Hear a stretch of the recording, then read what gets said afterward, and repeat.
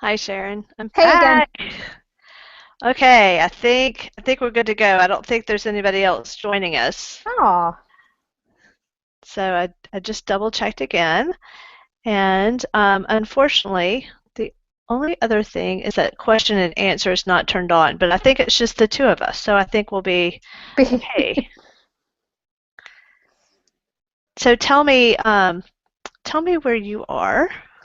I'm in Connecticut Okay, and I work at an independent school for kids with language-based learning disabilities.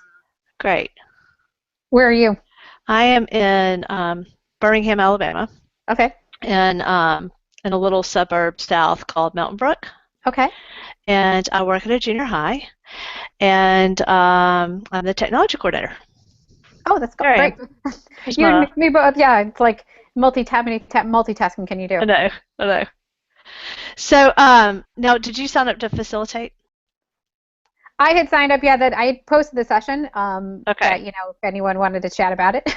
Okay, well, good. Well, I signed up to moderate it. So I have a master's in special ed, which is Okay. actually how I got to be a technology coordinator. So through the technology. Yeah, it's funny. It's the same thing as I had. I'm a master's in special ed. I have no tech training, but I like technology and I understand it. And at my school, it kind of started as one small thing. And like you, yeah, I teach, but I'm also the director of technology. So and now we're really building into that whole idea of what, assistive tech and what do we and do we not want to do with it. Right. And I think one thing is that with all of the Web 2.0 tools, I think that was a big changer with assistive technology. Yeah, And you know, now I think we can use more commercial products for right. assistive technology where it was really customized to students with special needs before. But now, with everything that's on the market, we can just kind of slide those assistive technology tools in, and nobody knows it's an assistive technology tool. I think that's what's one of the great things about it. And the kids seem to want to use it a whole lot more. If you can show me that with an iPad, I can do all these great things Right. versus some device that might make me look different or stigmatized, then those are that's where we can really grab them into wanting to use the tools. Well, and one thing I found in my classroom is that if I had a student with a special need, I could accommodate them with that tool, but everybody likes an iPad. So I could essentially accommodate the whole class and they Right. not know, who is being accommodated for what. So that's wonderful. I love where we're going with technology and education. I think every student probably deserves an IEP, an individualized learning plan, an Yeah. ILP maybe. So Yeah. um, if we keep that in mind that every student's unique, every student needs their own tools, then I think we're well on our way to helping with that.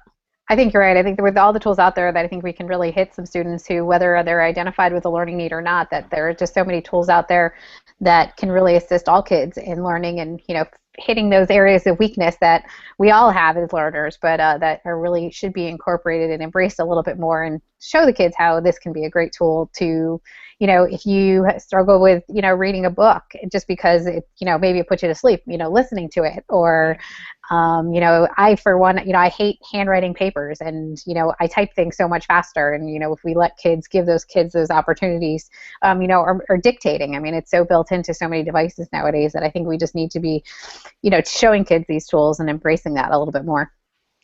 So, what have you found recently has been your newest favorite tool for students with Um, assistive technology? I have to say, I mean, I'm really working with how to make the iPad the go-to tool. Hmm.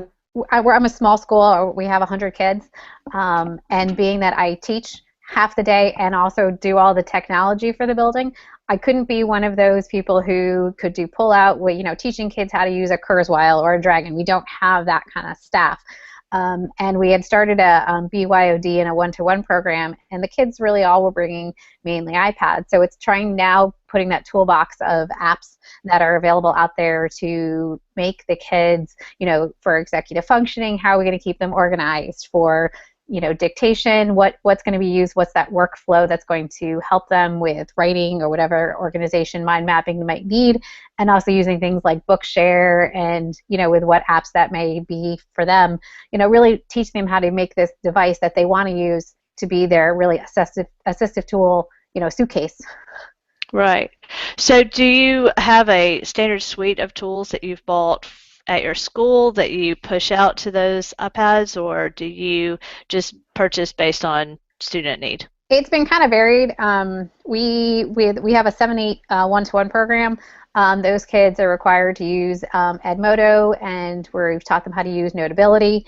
And then we also have one of the groups has an iBook textbook, but we're also using things like Bookshare to get them books in audio format.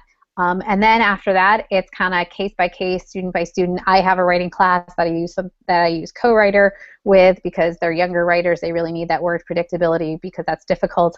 And then just teaching other kids, or if teachers come to me with a need, what can I use? And putting out different apps that might benefit different levels of need. So, okay, so 7 and 8 is one-to-one iPad. Yes. Okay, and then you've got BYOD. Yes. Okay, and so how's the BYOD going? It actually went so much better than I expected. I was a little fearful in doing it, and I think so were a few of the administrator, but we had started that before the one-to-one just to that was kind of our feet in the water on how many devices would come in. Would there be a discrepancy of devices, and how would that work? We've always provided, we have laptops in the building for students to use that are assigned for various class needs, but with the BYOD, it's really been I think great because now we have more access to technology within the building because we couldn't afford to buy it as a school. Our resources are going into many other things. And so now we can, with kids bringing their own devices, provide more of that one-to-one on how to use this device to help you. And once we presented that to parents too, they were really much more like, oh, I never really thought about that. I didn't want my child bringing an iPad because I thought they're going to play games all day. I think really laying out the groundwork so teachers knew they could say, it can be out here, it can't be out now, you need to put it away, it's not out at recess, it's not out at other free times, that it's really a learning tool in the building has made a really huge amount of difference for kids. You mentioned mind mapping earlier. Tell me, I've got some special ed teachers that have really enjoyed using mind maps with students and creating them. What are y'all using to create your mind maps with? I'm kind of using a couple of different ones. I really do like Inspiration and Kidspiration. Hard part is they're not free. So I've played with Poplet and MindMeister that are two different free apps for doing that with. Poplet has a website and has a free app and a paid app, but just trying some different tools. We always try to provide the kids with a free tool if we can. And then if it needs to be a paid tool, if they can't purchase it, we would prefer to purchase it as a school to give to them. But I do really, it's funny, I think Kidspiration and Inspiration have been around for so long, and it's they've really reinvigorated themselves with apps. Yeah, so you just have a site license for it? No, we're kind of right now doing it because it's only a couple of kids that are using those couple of ones, but we've been trying to do more with the MindMeister and Poplet because it's free with the kids. But I'm re-exploring those two that we might then go ahead and, volume purchase apps and using it through our I use Meraki to have kids sign up, and then I can push out to them and their profile, and then once they leave us and I delete that profile, we will maintain ownership of the app. That's nice because that's the hard part, I think, is managing the apps in the building and who has access to it, and right. Yeah, that's been fun. No. We use AirWatch to manage our iPads. Oh, really? So how does that work? I don't think I've heard of that one.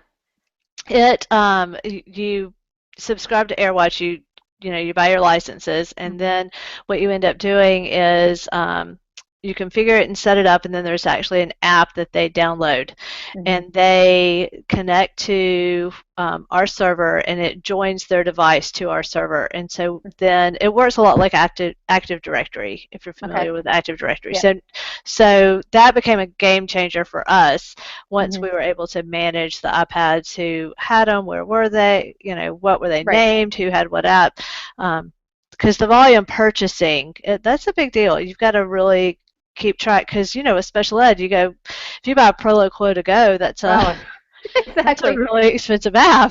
Right. So you're going to be out a couple $100s if someone walks away with that. So you want to make sure that it's on the right laptop, on the right iPad for the right student. I agree that, and I think that is the hard part. I mean, we again using something like Bookshare, which is a free service, but for the iPad they wanted, a $20 app, although with volume purchasing was $10, and it was like, wow, we need to find another solution to use something like that because there are some great apps out there to help all kinds of students, but it's managing the devices, the cost, and everything like that. I think is a challenge that we all face right now, whether it be an app or a software or anything. Right. Well, with special ed, you've really got to watch the funding too. If it Yeah. and you got to watch. I mean, you just have to watch Yeah. Are watch there all that other stuff. things your Yeah. teachers really like that they use? One thing that we have a student that can't write very well, so Mm-hmm. he has to use a laptop, Mm-hmm. and so we have bought Adobe Acrobat for our Mm-hmm. teachers to convert all of their forms and their handouts to a writable PDF for the Mm-hmm. student. But that's also expensive, and there's a little bit of a learning curve. When we went to our GAFE accounts, Google Apps accounts, we started uploading them to Google Apps Mm-hmm. and putting them in Draw Mm-hmm. and actually adding in fields and editing them there. And that's been Yeah. neat because you can share it with them. They can make a copy. They can write directly on it and send it Right. back. So we're playing with that right now. And I would think Google Forms might work for that too, where they could create some things where those boxes can be filled in and Right, get just submitted through. right. The problem is with math, Oh, with them showing the work. that's that exactly. Yeah. That is the hardest part. Yeah, if we could come up now, tablets have been, the iPad's been good with that. EduCreations, Right. I was just gonna say that's the one I use with my math hmm class. that was a game changer. Right. That's free. EduCreations. Yeah. Yeah, okay. And I then know. there's Yeah. a There's that one and Explain Adobe. Everything. Yeah. Yeah, yeah. I really like the screencasting, especially for the students who need to write it out. Hmm. They can talk it out so you can see where the breakdown is Right. uh, in the process. Is it that they just wrote the wrong number, or what were they thinking? Yeah. I do think that's very key for really showing kids that we can use these things for them to show us the processes as well that we might be missing. And I do like that with that kind of idea of education's kind of tool. So what other apps like those are the only screencasting apps that we've really used. Do you know of any other ones that have other capabilities that I'm not aware of? There's a bunch out there. The only two I've played with are Educreations and Explain Everything, but I know I've heard things like Screen Chomp, and there's another one. But really just been, you can find so many tools, and then you kind of have to say, stop, I need to learn how to Yeah. really use the couple that are here. I've really kind of stuck with Educreations because it is free, where something like Explain Everything isn't, so it has a little bit more capability, but I often think, do the kids really need more of that capability? Could I use it on the teacher end for something and then just leave them the simpler tool in their hands where they don't necessarily need all the bells and whistles that go along with it? So what type of things do your teachers have? If That's actually interesting. Most of our teachers actually now don't have them. It's been made when the BYOD. It's been just in the kids' hands, and it's part of my job as the technology is to go in, teach the kids how to use it to complete a lesson. Like I just, went through with some classes, and the kids, the teachers wanted the kids to create presentations. So it was okay. They're the kids with laptops. People are pretty, we're a gay school as well, so teaching them how to use the presentation in the Google Apps, but also teaching kids to use something like Haiku Deck to present, create free, presentations on the iPad since you can't do that. But we are now looking to put more iPads in teachers' hands because we are finding such an influx of them coming into the building. The only ones that are dedicated right now are in our one-to-one program, but we've just been given approval to purchase more so that the teachers can feel comfortable and realize that, hey, I can do some things within the classroom that I'm seeing kids do, and maybe they'll learn, a little bit more. Which I have think is the y'all hard part. have y'all looked at the Chromebooks? We've talked about it. Yeah, I've known a lot of schools really getting into it, and I've had one student who that was her BYOD tool.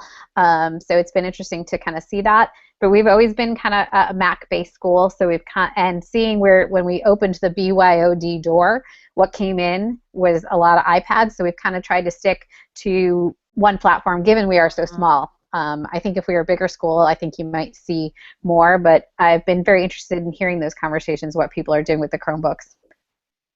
So tell me some other great things that are happening with assistive technology in your school. It's been interesting. I connect closely with another person who does assistive technology at another LD school up this way. And I think what's been great is just more people collaborating about what tools are out there and the different things that can happen with them, whether it be, any device or any tool and what's happening. I just like to see more people connect to how to help kids do that. I really focus on the LD, just more the dyslexia side, and we've kind of, and this other person does too. So he started a blog called the School of Dyslexia. So where we kind of write about some of these things going on and doing that. And I think it just more people need to connect, and I think help more regular educators. I presented recently at showing some of the Google Chrome extensions that exist that are just awesome. For assistive technology that, I think given that so many schools are going with Google Apps, that really I think more regular educators need to be aware of. And when I presented it, I had these people come back to me and they said, hey, can you come talk to our entire campus? Because our teachers need to know this, and they don't. And as we said at the beginning, that can help any kid with some of the things that exist out there. Okay, so what are some of them? Oh, now I'm going to have to go look the names of them up. I do know Read, Write, Think. Okay, yeah.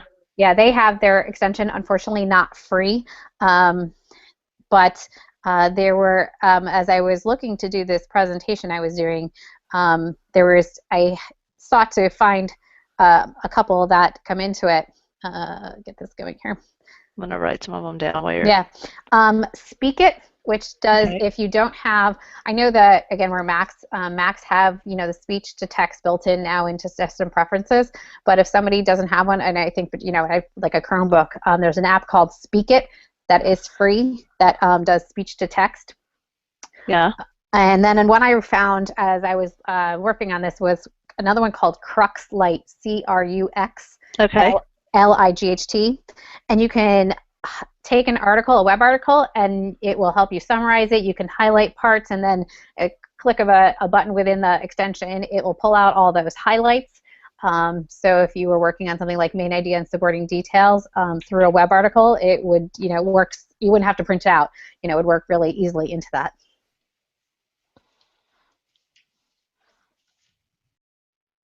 That's neat. And if anyone, one of the an app that I really like if you have iPads is an app called Prizmo, Prizmo, and it's an OCR reader, but you can take basically any worksheet or any reading and it OCR it, and then it'll export it into readable text. Oh, that's nice. And you can export it out to many different things. Like I can take a reading that I'm doing with my class and I can export it out into Edmodo so my kids can download it and do listen to their homework or things like that.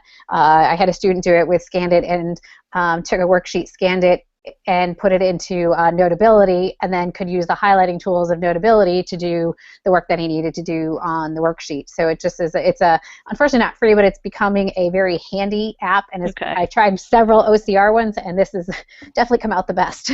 Oh, that's nice. Okay, good. Well, that'll help me cut through the chase. Exactly. I know. I put it out there, and a couple of people gave me suggestions, and I tried them, and I was like, "This is not it." And finally, I found this one, and I was like, "This is just what I need."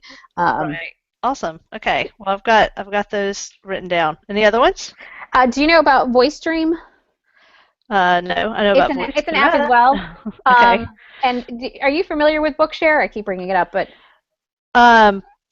not really. No. okay. Bookshare is a free service to download books in audio format. Okay. For anyone who has a 504 or an IEP identified with any sort of disability, they qualify. You go through their site and you can qualify. They can qualify for free to download all of these texts. It's so we do literature books or outside reading books, and it can put it into, depending on how you download it, a visual, and then use some speech to text. Text to speech formats. VoiceStream is an app that it can be used with. It's the cheaper of the apps that are out there that can use it. But if you have, They now have a feature where you can actually read it through a web browser. So anyone with a Chromebook or some other device, there are some also free apps to download onto computers. But it's a great service for providing kids. It's kind of like it was books for the blind before, Okay. but now it's Bookshare. And it is nice because it's free, but there's another one out there called Learning Ally that is not free. Families sign up on their own, but they have more textbooks as well. But VoiceStream is the app that I use to have the kids. We can download books into it, and then they can highlight, they can do some annotating, and again, have the visual word as well as the auditory component to support their reading. Awesome. Okay, well, those are some really good tools. I'm going to take those back and share those with my special ed department. You should also, yeah, depending on the kind of, needs that you're meeting, there's definitely, I had this person I connect with that had just done a webinar and some other, if you're, iPad focused on some different tools through the Dyslexic Advantage website. Okay.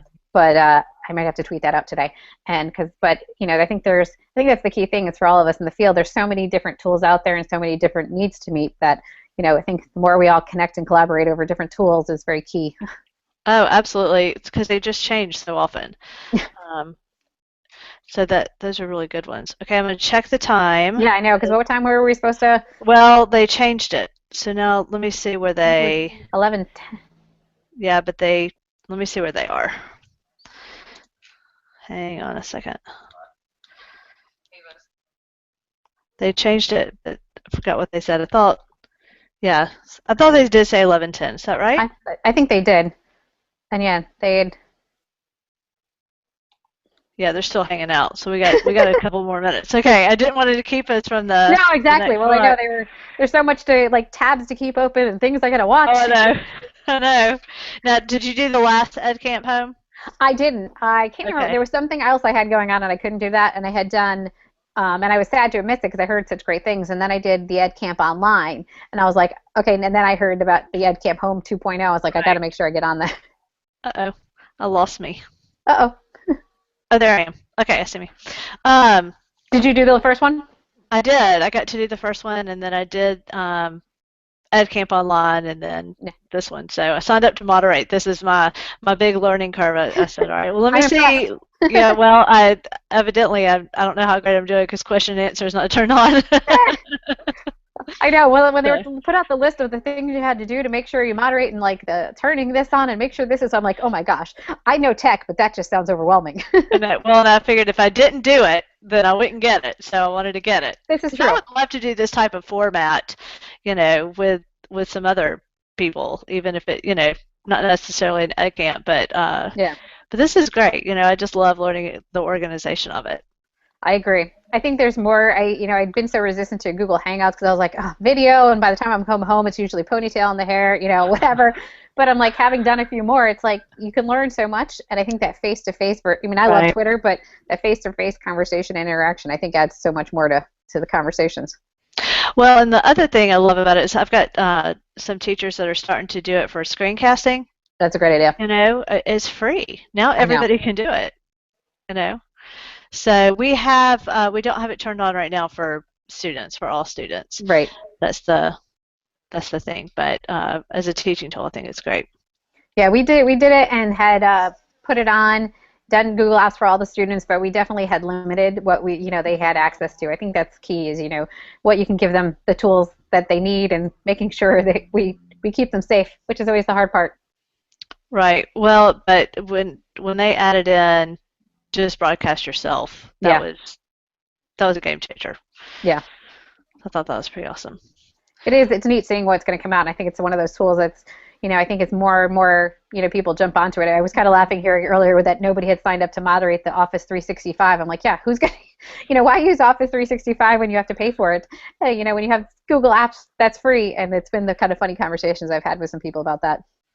Well, one thing, I got to meet with someone from Google a couple of weeks ago, and he was telling me the process, the enhancement process, and I was pretty impressed with it. Oh, really? Of how you can submit items for them to look at, things for them to consider, and since they have the 20% time, yeah, and they're like, they put them all up on the board, and then the Google guys are like, "Hey, I want to work on that."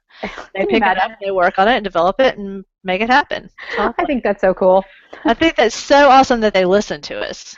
Yeah, Uh, you know that is so true. Because then it's good for them because it keeps us using their business and talking about it, and great for us because it gives us the tools that we right, need. And right. how cool it must be to work there. I know, really, right? I don't know. I need to go see. I know exactly. So, well, I think we have like 2 minutes before we Yeah. have to jump on over. So I'll go ahead and stop the broadcast and get them what they need. And it was great talking with you. Great talking with you as well. So nice to meet you. Okay, bye All bye. right, bye.